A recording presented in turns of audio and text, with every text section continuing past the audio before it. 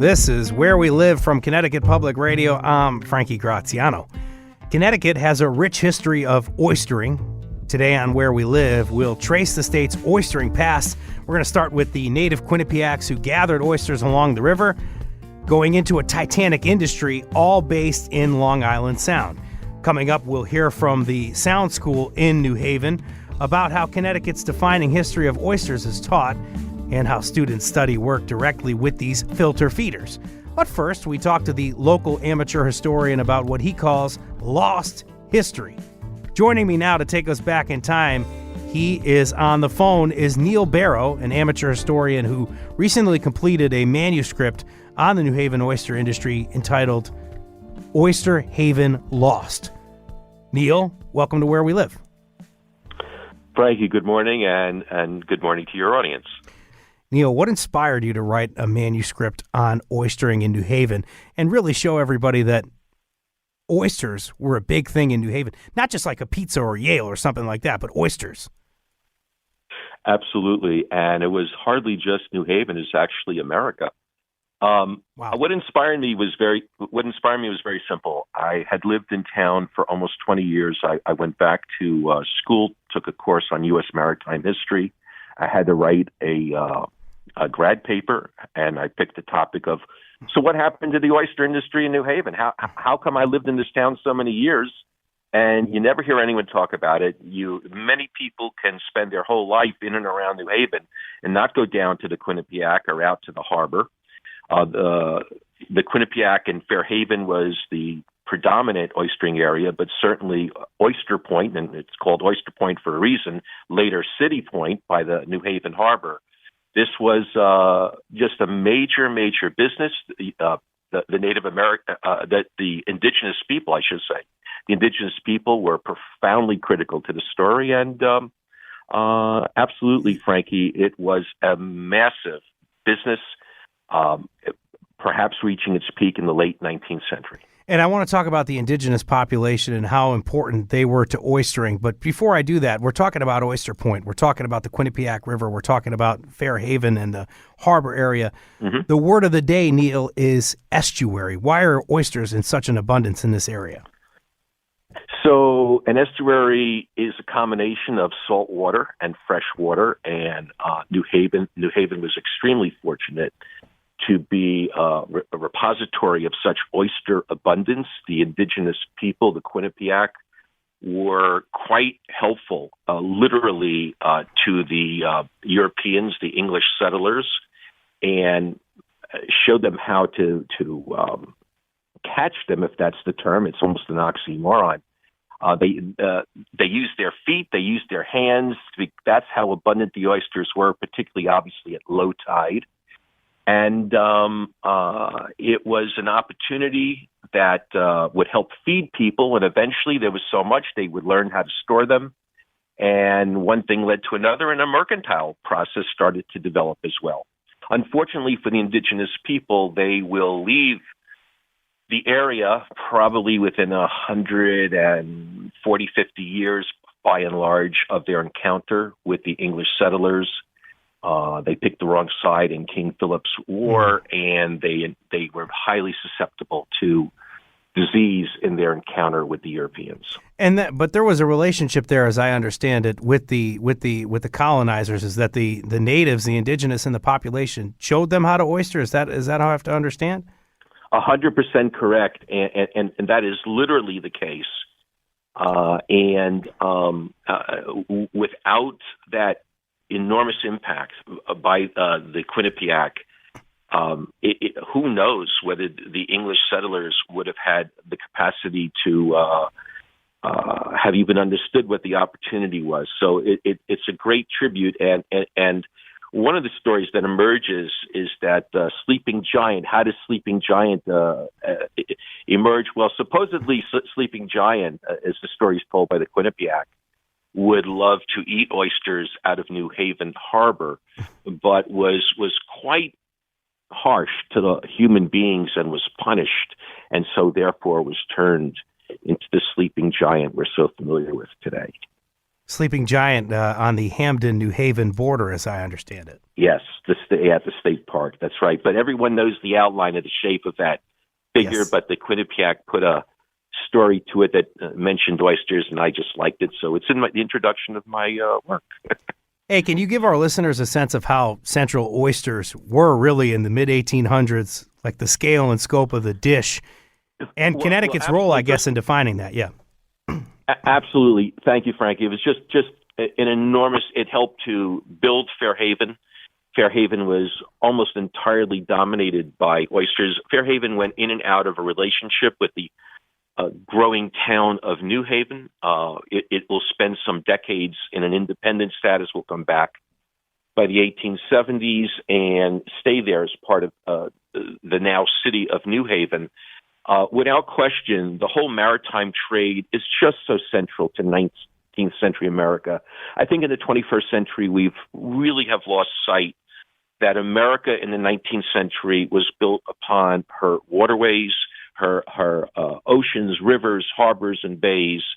And the oyster trade, as technology developed, as rail transportation improved, as the canning process improved, the oysters started going further and further inland. It became a massive business opportunity.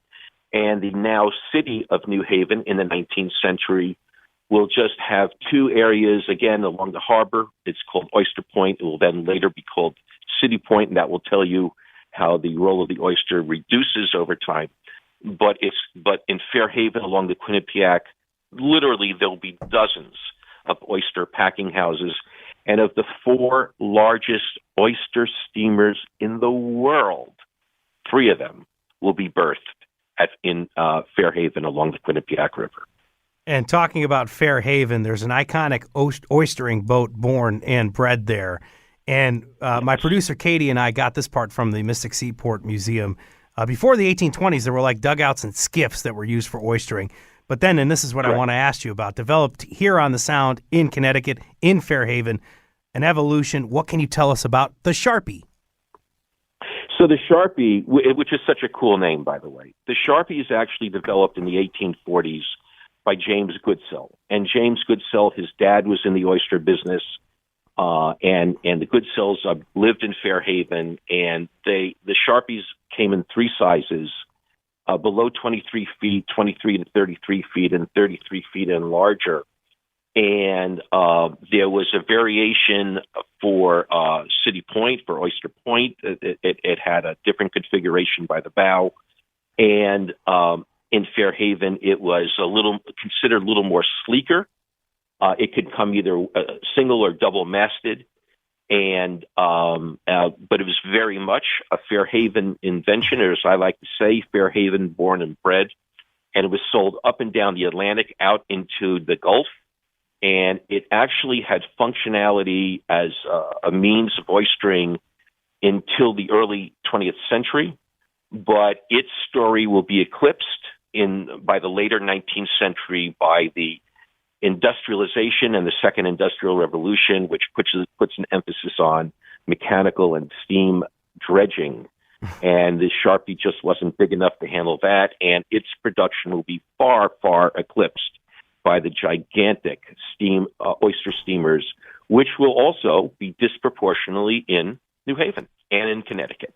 As you said earlier, so there you go. It's a great story of the Sharpie, and it's still in the romanticized, idealized image of 19th century oystering. It's not the bulky steamer. It's the sleek little Sharpie that captures the imagination. Oh, my God. I love the way that you put it at the end there. And if you keep listening, after you're done with us, we're going to have some guests that are going to talk about maybe a little revitalization project with the Sharpie. But I'll get to that later. I want to ask you in particular. And those guys are great. I know those guys, and they're great. The great Sound School folks that we'll be talking to in a little bit. But you talked about oystering kind of going further inland, or at least, not oystering, but people eating oysters.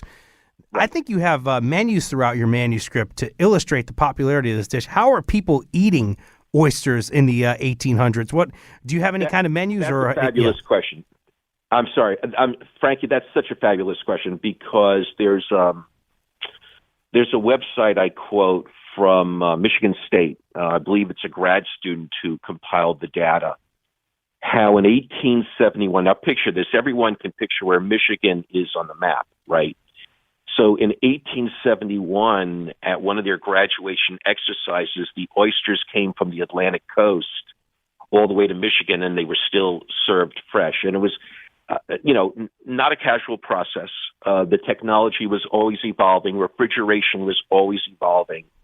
But eventually, not only were oysters being served in Michigan, they were being served in the entire continentalization of the United States, the Rocky Mountain states, the Dakotas, Eastern oysters, and in point of fact, Connecticut oysters, in point of fact, New Haven oysters, were being sent even to California because they took well to California waters, and the Californians were finding that their own native Pacific oysters were not breeding as well as they wanted. So, and that would be 15 days going on railroads.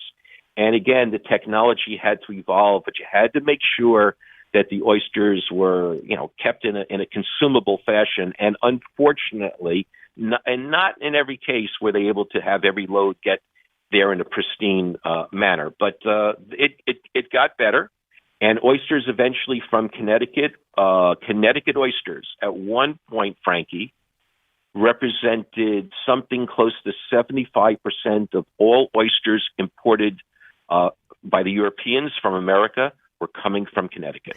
Our listeners have listened to the history of oystering in the 1700s, the 1800s. We're going to move forward into the 1900s. That's when the landscape just muddies a little bit. We'll dig into Connecticut's... Quite literally. Yes. We'll dig into Connecticut's oyster industry, the issue of pollution and subsequent regulation with local historian Neil Berro after a quick break, plus how the Sound School in New Haven has a hands-on approach to teaching this. You can join in on the conversation. Find us on Facebook and Twitter at Where We Live.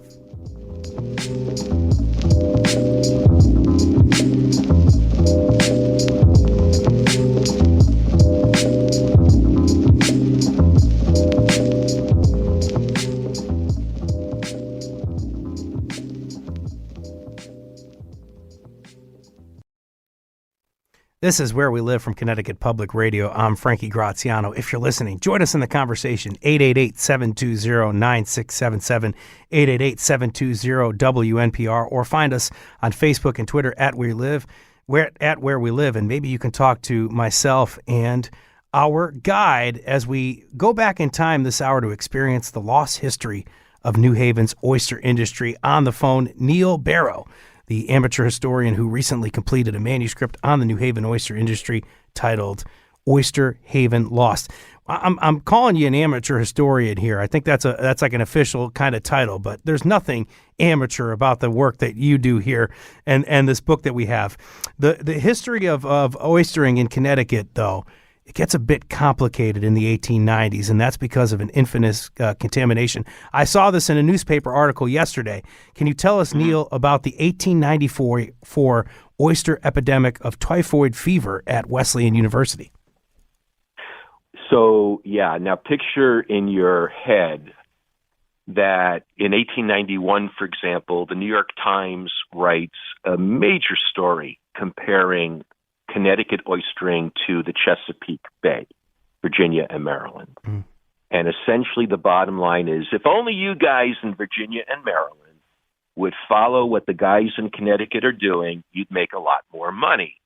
This was the peak of the industry for Connecticut oystering, and certainly for New Haven, which fair to say was the leader of Connecticut oystering at that time, certainly. And they're raking it. They're making lots of money. The demand for oysters is off the chart. And by any measurement, they're just doing great. And so imagine any business in any era is at the top of their game. And then there's this series of banquets at Wesleyan University. 6 banquets altogether. 3 will serve cooked oysters. 3 will serve raw oysters. Now, within 10 days of the banquet, upwards of 30 students, they're essentially all students except for, I believe, 1 faculty member, will take ill. Tragically, for the students will die. Of those who simply take ill, several will be considerably incapacitated and miss the rest of the school term. The Wesleyan will jump in almost immediately through Professor Herbert Kahn and conduct an extensive investigation, a process of elimination, if as it were, to look at every food item on the menu and to eliminate what their origin was as a potential cause of the sickness. At first, they thought it might be water. They thought it might be milk. It turns out the one variable which was consistent was the oysters. Those who had eaten the cooked oysters had no sickness.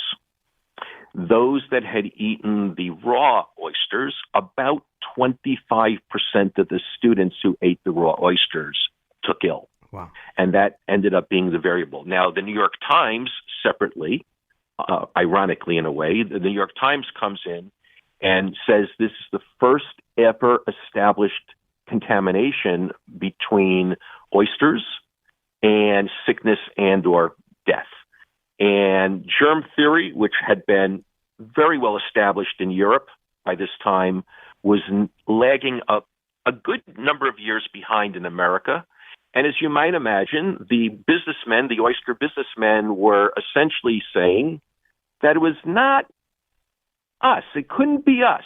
They were not taking responsibility. And the story was covered pretty extensively on a local basis. I covered very heavily in my writing, but that it takes place at the peak of the industry, it should have been a warning. In the years to come, year after year after year, you turn the century, year after year after year, there's more linkage, there's more information, there's more investigation, there's more research looking at, say, oystering in New York and New Jersey and the Long Island Sound, Connecticut, Rhode Island, and increasingly contaminated oysters caused by some form of pollution. Remember, in the world of it was either human waste pollution, right from the banks of the Quinnipiac River.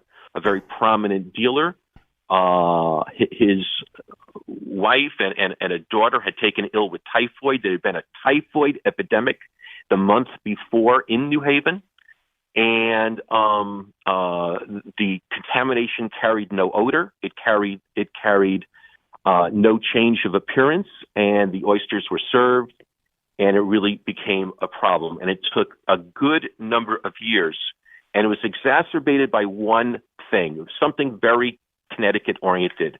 The oysters of the Long Island Sound would tend to produce a greenish hue, right? A greenish hue on the oyster. It had no health impact, but it just from a marketing point of view, it didn't look great. So they would take the oysters right before sending them to market and immerse them in shallow, brackish water, say of the Quinnipiac River. The oysters, in some cases, if they were in any proximity of a sewer outfall, might ingest pathogens. And then again, almost in a random luck of the draw kind of way, some people would unfortunately develop illness and or in some cases death. And that would become the first great wake-up call, which would not be listened to by the oyster industry by and large. But earlier you talked about the Chesapeake region versus our region and the Sound. As I understand Correct. it from listening to a previous interview you did with somebody, this is about not having sewage treatment as you might have had in the Chesapeake region. Do I have it right? Okay, so actually, again, in the context of just to be specific, right? Mm-hmm. You have it right as to your understanding, but in the context of this specific history, there is no real established sewage treatment in the 1890s. Baltimore will be the first city in North America, and that is obviously on the Chesapeake. Baltimore will be the first American city, and as the author says, they didn't do it to appease progressives. They did it to preserve their oyster industry. It will not be until the late 1930s that New Haven will actually develop a sewage treatment plant, ironically, right around the time of the 1938 hurricanes, which will utterly devastate the City Point oyster industry. But New Haven was one of the first cities to have a sewerage, but not waste treatment. And unfortunately, to this day, Bridgeport and New Haven are still finalizing their upgrades to their hybrid system of sewage treatment, which can create some issues. As I understand it, even more than this 1894 oyster epidemic of typhoid fever at Wesleyan University, in the winter Correct. of 1924 going into 25, I believe, and is it in New York City, there's a deadly episode of contamination there. More deadlier, City, as I understand it. Well, in fact, Frankie, the worst ever foodborne contamination in the history of the United States. Wow.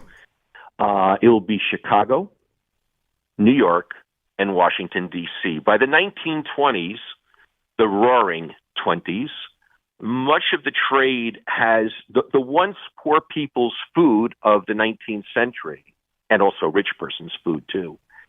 It's now really beginning to transition to the restaurants.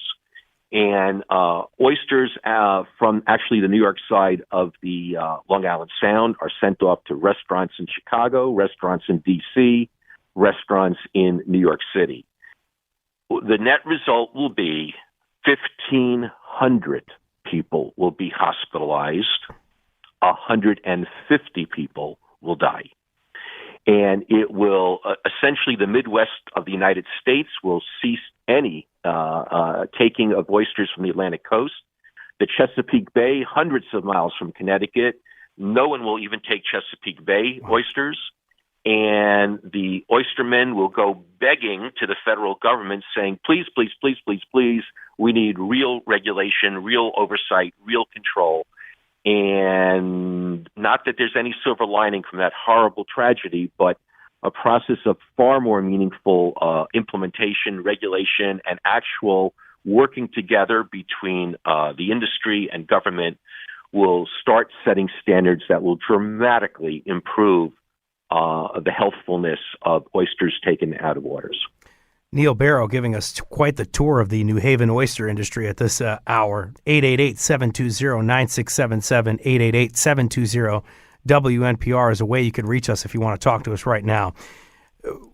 Going forward, what you talked about some regulation happening out of this, and then it really was necessary because, as you mentioned earlier, the hurricane of 38 just wiped out the rest of whatever was left of that industry. So how did we move forward into today with some regulation and trying to limit pollution? So, look, it's a very imperfect world, and everyone knows that the challenges of climate change has impact on the water. Again, not to entirely slough over the point I made, you when there is very heavy precipitation, like for example Hurricane Sandy, right? Yes. Many of us remember that. They actually have to shut the shellfish beds, okay, because there's concern that the waste treatment plants will be flooded. Therefore, the waste has to go into the sound for some period of time. Now, again, there's wonderful progress being made, and all the stakeholders in the industry and academia all point to that progress. But still, it is a reality in very, very heavy precipitation. But going forward, you're dealing also with Vibrio is when the water temperature rises. That produces its own bacterial issues. And I believe in 2014, there were 20 people who were hospitalized after eating oysters. I don't know that there was any, if they were sick, but then they recovered. But Vibrio can be very serious, can be life-threatening in some cases.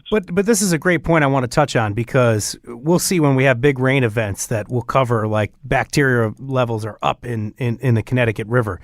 I don't know if you know this, but back then when you had the incident of 1894 and then 1924 going into 1925, is this really happening? Any issues you have with contamination, is this more likely to happen when you have a major weather event? it wasn't again, that's why necessarily they have happening all the time, I guess so, is what I'm trying to say. Well, in the fortunately, there's very wonderful cooperation and regulation, and you have a very active state process here in Connecticut, and an industry that has every motivation to have the best possible controls, right? So they shut the shellfish beds. Human nature is such, unfortunately, that on rare occasion there will be some effort by somebody to kind of contravene whatever regulation is established. Is certainly not limited to the oyster industry. But to more broadly answer the question that you had asked previously, and I didn't address it, I want to, the oyster industry in Connecticut, and it really transitions from a New Haven, even my story, which is very New Haven centric, it transitions to Connecticut because by and large, the industry has collapsed to the point where you no longer have those dozens and dozens of Fairhaven and City Point operators. And so now you have some very enterprising, highly risk-taking people. Hillary Bloom and his twin brother, Norman Bloom Sr., they will do remarkable work in helping to resurrect the industry. The Bloom name carries forward in multi-generational oystering on both sides of the twins' families. And they are quite the important players in the industry. And Copp's Island oysters, I would imagine. Well, and Blues. By the way, they actually own ground. They own oyster grounds in New Haven. Norman Jimmy Bloom, Copp's Island, own oyster grounds in New Haven Harbor. They own some oyster land right adjoining the Quinnipiac River. And every so often, those gigantic mounds of oyster shells, they're taken out dumped into the Long Island Sound, and they serve as a substrate for spawning. Neil, we got 1 minute left, so our listeners, I want to give them a glimpse of what we're talking about here. Talk about this briefly. They can go with you right on the Quinnipiac to the place where oysters grow in abundance in Connecticut for a walking tour, as I understand it. Well, I've done walking tours, but there's nothing scheduled imminently in that regard. And I just have to say though that we had about 50 people on a walking tour last fall, and some of them had zero background or even interest in the specific topic of oysters. But you know what? They began to see a connection to the world around them, and they got interested. So I think oysters are a remarkably important and interesting Connecticut topic. I really do. And really quickly, where can they find out about a tour if it does pop up? Well, there is absolutely nothing on the books right now, so there's nothing I really can add on that. But thank you for that. I just hope that there is a growing interest in the topic. It's a part of their history of where they're living in many cases. Neil Berro, thank you so much. The manuscript is entitled Oyster Haven Lost. Thank you for joining us. Thank you, Frankie, and have a great morning. Coming up, we'll hear from the Sound School in New Haven, where students encounter oysters and other filter feeders in the wild. You can join the conversation. Find us on Facebook and Twitter at Where We Live.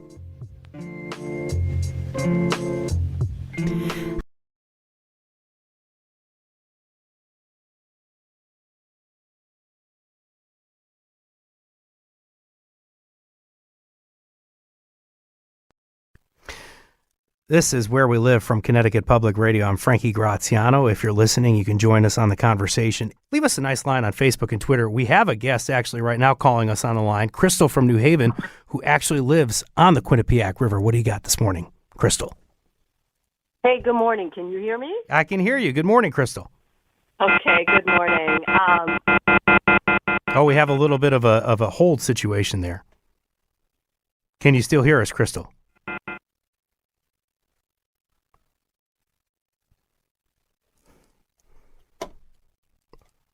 We have an issue with the phones. I apologize for that, our guests here. We had to drop a caller to bring in back another one. Crystal, are you there? Can you hear us? I'm there, but there's some really loud beeping. We're gonna drop your call for now and then try to get back with you, Crystal. Again, this is Where We Live from Connecticut Public. I'm Frankie Graziano. If you're listening, I want to know if you learned from Connecticut's rich maritime history in school. The Sound School in New Haven, founded in 1981 with a mission of centering hands-on curriculum and incorporating the harbor, marine science, and oceanography in a, quote, educational alternative to the large comprehensive high schools in the city. Here to discuss this now in the local maritime industry and how it's taught and the important role oysters play are Tim Weisel. He's the former aquaculture coordinator at the Sound School and a historian of the Connecticut shellfishing industry, and Peter Solomon, an aquaculture coordinator at the Sound School. How are you guys this morning? Very good. Morning. Thanks for having me, Frankie. Thank you guys for having us on. I want to remind folks that they can join the conversation, 888-720-9677. Before I get to you guys, I want to try one more time with our guest that we had from New Haven, Crystal, and she just hung up, so I apologize for that. I guess we tried, but nonetheless, I have Tim Weisel and Peter Solomon from the Sound School. Guys, Tim, I want to ask you first. We had you on the line listening to Neil Berro, who wrote Oyster Haven Lost. Tim, you're another expert in oystering on Long Island Sound. What were your impressions of what Neil had to say? I think what Neil has done over a period of years is remarkable. It's an exclusive story of the oysters of America in America and broadens the perspective of how the oyster industry was in the United States at the time. It's a wonderful history. Once you start, you can't put it down. It is truly remarkable. I want to thank you for commenting on what Neil had to say, but wanted to thank our caller that we had earlier that we couldn't get on, Crystal from New Haven. She did leave us a comment, so I could read it for you. She says she lives on the Quinnipiac River, and she says you can see the oysters at low tide. She has a rowing shell that she takes out sometimes. She has to be careful not to hit them with her oars. And at one point, her husband was growing oysters, said that they were able to eat them right out of the river. What's so unique about Sound School? What's so unique, Tim, about the way the area's oystering tradition is taught? Something like that Crystal or somebody that lives on the river might see these oysters. What's so unique about the history you guys teach down there? Right, and I think you need to look at what happened in New Haven, because New Haven certainly is a water quality success story. Going back to the Clean Water Act. New Haven had turned its back on the harbor, so to speak. It lost a lot of its acreage to pollution. I think Neil talked about that earlier. But George Foote, the founding principal of the Sound School, didn't give up on the harbor. He was also a historian, and he said we should let the young people lead the way. And I think that's exactly what we're seeing now. I want to talk now to Peter Solomon. I want to bring you in here, the aquaculture coordinator at the Sound School. I want to talk about something like 13 giant cement structures lined with seeds. What are reef balls? That's a great question. I was introduced to reef balls actually by Tim. I was very fortunate when I started at Sound School 15 years ago to be surrounded by some veteran educators who could teach me that mindset of let the kids lead the way. So Tim planted that seed, so to say, about the interest in reef balls and use in oyster restoration. And me and my environmental students took over from there. We reached out to the Reef Ball Foundation, who would generously donated all the materials we needed to construct our own reef balls. And so these are the ones we make are mini bay balls. They're about 2 feet tall, 2 feet wide, and they are these cement dome structures designed to kind of mimic natural bottom topography to help enhance our habitat. And so our students learned how to build those. They figured it out. There was some trial and error. We have a reef ball graveyard behind the school from some of their failed efforts. But that's how we learn. So the kids really did all of that work. They figured out how to construct these cement domes. They partnered with our folks in our aquaculture and fish production lab. So students in there work with staff to spawn oysters, and the kids lead the way. They do this oyster spawn. And so we partnered with them. We put some of our reef balls in our tanks, which was quite a project of maneuvering. And then we put some oyster larvae that our students spawned in there with them for about 10 days. And that just really increased the likelihood of getting oysters to settle and set on the reef ball. And so as an oyster goes through its development, they're kind of this free floating larvae, and they become a spat, as we call it. They settle and they attach to a surface that they're going to spend the rest of their lives on. So we wanted to get a nice jump start to our oyster reef restoration project that we are doing right off of our coast here. So the students, sorry, go ahead. And you do this in partnership, I believe, with a major university, right? There's a Sea Grant that makes this possible. We've had tremendous amount of support and partners from NOAA, and the Marine Fisheries Group in Milford has been incredibly supportive in helping us develop our monitoring protocols. We've gotten grants from the Long Island Stewardship Fund, and right now we're partnering with Yale University to kind of expand on the pilot project these students started in the harbor into a fully realized restoration project. So we're working under a Yale Planetary Solutions grant with Dr. James Nickel and Dr. Peter Raymond. And you don't want to stop at 13. There's got to be 100 that you're hoping to install on the sound, correct? Exactly. So the 13 kind of became our pilot project. It was, can we do it and will it work? And the results from that, some of my students recently presented on. They were at a New England Estuary Research Society meeting, and my students presented on kind of looking back over 5 years on the ecological succession that occurred on our pilot project, the success we had with the growth of the oysters, but also the impacts it had on local biodiversity. And comparing that to a control site that didn't receive the treatment from those students, we really are able to see that if we build this reef, we can really have that positive impact through habitat creation on the overall ecosystem. So we're targeting, like you said, actually 100 structures to go from our small little pilot project to hopefully a self-sustaining reef over time. Earlier, I teased this when I was talking to Neil Berro, but the Sharpie conversation doesn't stop with Neil Berro. Are you guys trying to restore a Sharpie? Absolutely. I could talk all day about some of the amazing stuff the faculty and students at Sound School have going on. And one of those projects that is, I think, in a tremendous story involves one of my other teacher mentors, Neil Geist. Neil was a student at Sound School back in its first several years. I think he's an alumni from '88. Sorry, Neil. And part of his work there was they built a New Haven Sharpie called Tenacious. And so the students constructed that boat. Over the past few years, wear and tear have kind of caught up. And so now Neil is the teacher heading our marina operations and construction program. He is working with our students right now to restore Tenacious to her former glory. So hopefully she'll be sailing, and we'll have that New Haven Sharpie back on the water this spring. Sharpie's big in the late 1800s and the early 1900s, as I understand it. An example of trying to weave local history into the programming at the Sound School. Why do you care about oystering history, and why is this so important to the students? Or to teach the students, excuse me. One thing that I think we're very proud of at the Sound School is purposeful learning, and giving the kids something that's part of their community and their history and their culture really helps them engage in what we're doing. So they see the authenticity of it. They see the impacts of the work they're doing, and they also get to see the context that work exists in. So knowing that they're part of this lineage, this legacy, that they're working to restore something in their own backyard, and that they can see the positive impacts of that really makes the learning experience so much more valuable. You guys call this an exciting alternative to some of the other area high schools. I'll give you guys each a minute. I'll start with you, Tim. Why should people go to the Sound School? Why should kids go there?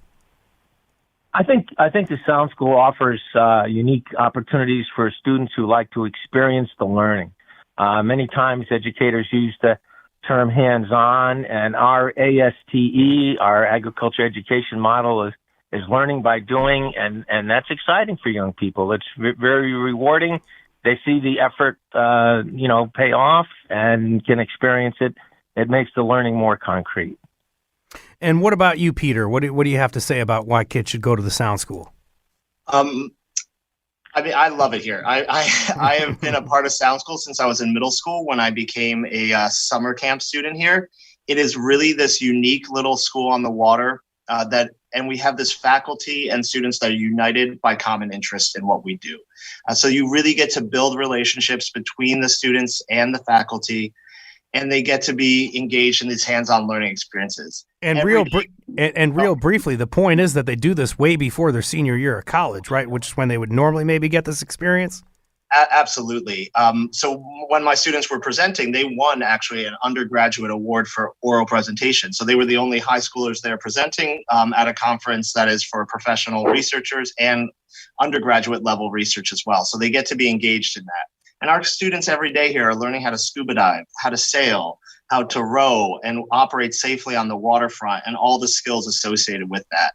So there's very few places in the world where you have those opportunities. You can see some of these students on our website. More information and photos of students diving in the reef ball projects on our website at ctpublic.org/wherewelive. That was Peter Solomon, aquaculture coordinator at the Sound School, and Tim Weisel, a historian of the Connecticut shell fishing industry and former Sound School coordinator. Peter, Tim, thank you for joining us, guys.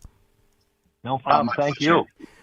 I'm Frankie Graziano. Today's show produced by Katie Pellico. She did a great job today. Our technical producer is Kat Pastor. Download Where We Live anytime on your favorite podcast app. Thank you guys for tuning in. Happy Friday.